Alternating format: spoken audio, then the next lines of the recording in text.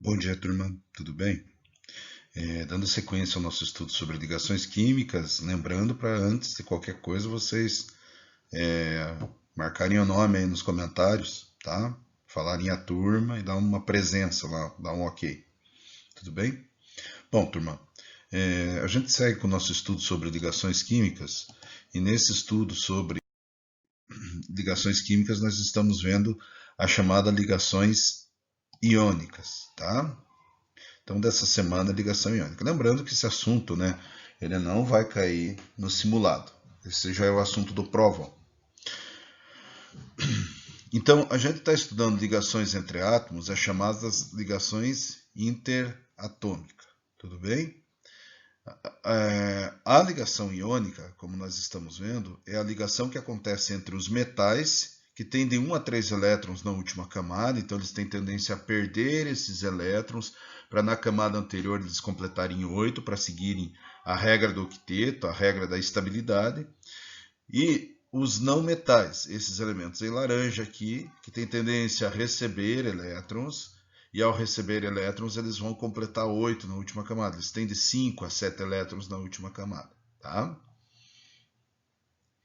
Então, estudo da ligação iônica, ligação entre metais que doam o elétron e não metais que recebem elétron.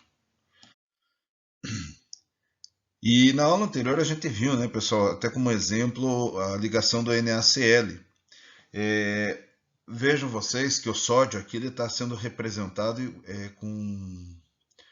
em vermelho e o cloro está sendo representado em verde, o azul. Né? O que acontece, pessoal? Toda vez que um cátion ou um íon eles formam uma ligação entre os átomos, entre outros átomos vai ocorrer essa interação, porque a carga do cátion é uma carga bastante forte e ela tem capacidade de atrair outros ânions. Mesma coisa o ânion. Quando tem um ânion, ele tem uma força de atração também muito forte, capaz de atrair outro cátion. Percebam aqui, ó, nesse átomo de sódio vermelho, que todos os átomos que ele interage, por causa dele ter se tornado um cátion, são ânions de cloro. Então ele vai ficar cercado de ânions de cloro. Mesma coisa, olha esse ânion de cloro aqui. Ele está cercado, ele está fazendo interações com átomos de sódio. Em substâncias iônicas, esse tipo de atração, não só entre dois átomos, mas gerando essa corrente de atração aqui por causa das cargas, se chama retículo cristalino. Tá? Porque vai formando, né, uma estrutura onde existem bastante atração entre esses cátions e esses ânions. Então vejam aqui, ó, a força de atração entre os íons positivos sódio e os íons negativos cloro origina uma substância iônica, também conhecida por composto iônico. Neste exemplo, o cloreto de sódio, o cloreto de sódio.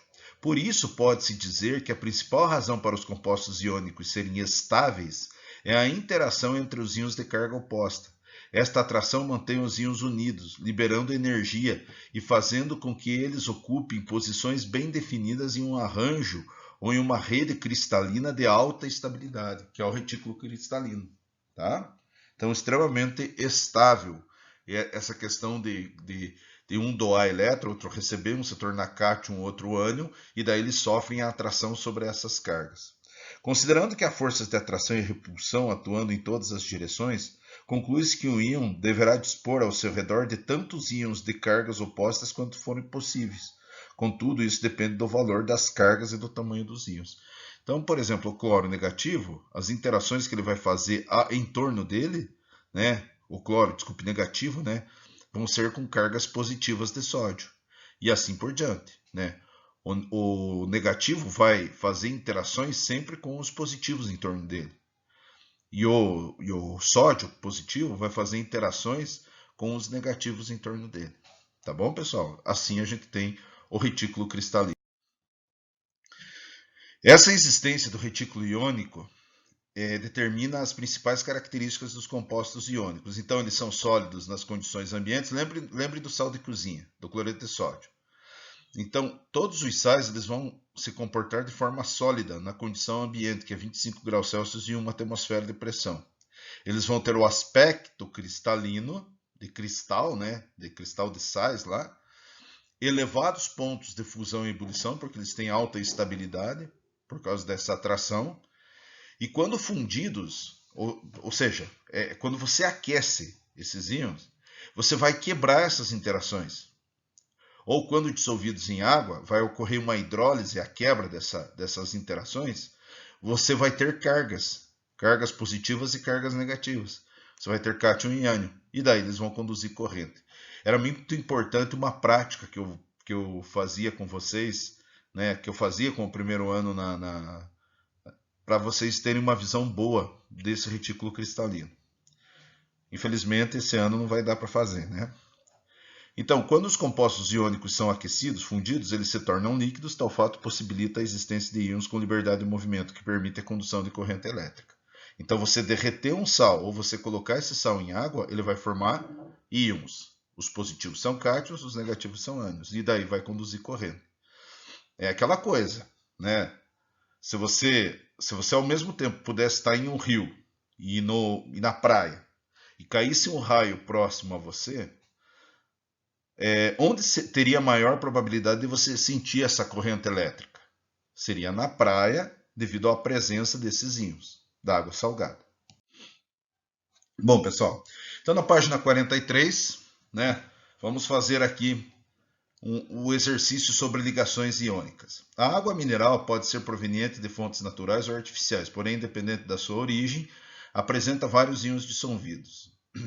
Considerando que o seu principal ânion é o Cl-, represente os compostos iônicos formados pela ligação entre esse íon negativo com seus seguintes cátions. Então, a gente está ligando o ânion Cl- com os cátions aqui. Eu vou fazer dois aqui, pessoal, por regra do escorregador, para vocês verem. Vejam, sódio, uma carga positiva, cloro, uma carga negativa. Quando é uma carga 1 para 1, o valor numérico mais oposto, claro, à carga, a gente não faz nada, a gente só junta. Se fosse 2 mais e 2 menos, 3 mais e 3 menos, a gente só juntava. Se um elemento, por exemplo, tem tendência de perder 3 elétrons e outro tem tendência de receber 3, um vai doar 3, outro vai receber 3, tá?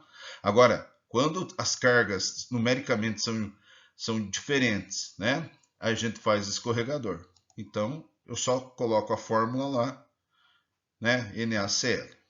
Vamos pegar o segundo aqui, o Ca2+.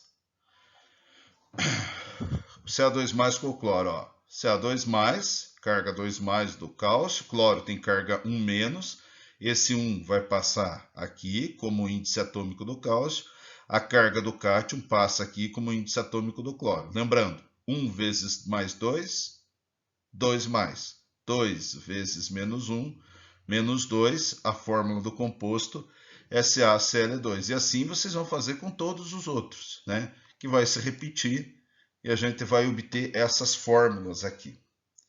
Beleza, turma? Ó, tem aqui um exemplo do alumínio 3+ e do O2-. Se fosse para nós fazer, né, esse 3+ passa como índice aqui, esse 2- passa como índice aqui, né, um diferente de 1 para 2 aí. Ficaria L2O3, tá?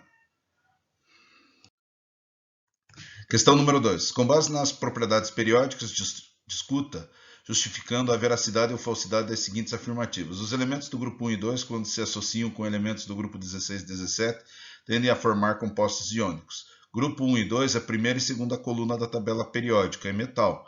Grupos 16 e 17 são lá não metais, halogênios e calcogênios, né? São não metais. Então, se eu pego um elemento desse grupo e ligo com um elemento desse grupo, vai formar composto iônico, porque vai formar ligação iônica. Então, a questão é verdadeira. Os elementos dos grupos 1 e 2, os metais, têm tendência a perder elétrons formando cátions. Ao contrário, os elementos do grupo 16 e 17, que são não metais, têm tendência a receber elétrons formando ânions. Dentro de um mesmo período, a energia de ionização tende a diminuir da esquerda para a direita da tabela periódica, Então, o que ele está dizendo para nós? Se você pega um período, uma linha da tabela periódica, a energia de ionização tende a diminuir da esquerda para a direita, diminuir daqui para lá. Não, é o contrário, né, pessoal? Então é falsa em virtude do aumento da carga nuclear em um mesmo período, né, na mesma linha, a energia de ionização tende a aumentar da esquerda para a direita da tabela periódica.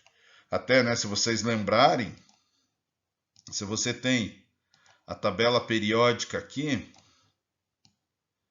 a energia de ionização ela aumenta da esquerda para a direita e de baixo para cima, tá? Assim que aumenta a energia de ionização. Ele está falando que a energia de ionização tende a diminuir da esquerda. Então diminui daqui para lá, ele está falando. Então tá falso isso aí, tá? Aqui, ó, período, né? Deixa eu apagar aqui só para lembrar vocês. Lembrando vocês disso aqui, ó. Peguei o quarto período aí.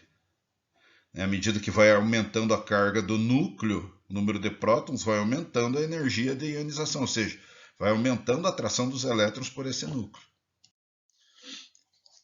3. O íon fluoreto, presente nos cremes dentais, tem a função de evitar a formação de cáries, associado ao íon cálcio Ca2+. Forma um composto iônico conhecido como fluoreto de cálcio. Determine a fórmula desse composto. Então, quando ele pedir esse tipo de exercício, turma, o que nós vamos fazer? Pegar o cátion e o ânion, verificar as cargas do cátion e do ânion, fazer regra do escorregador e obter a fórmula. Ok? A gente poderia também fazer isso até por fórmula iônica. Colocar os 2 elétrons do cálcio, ele doando os elétrons para o flúor, que é da família CTA, mas não tem necessidade. Beleza, pessoal? Abraço a todos.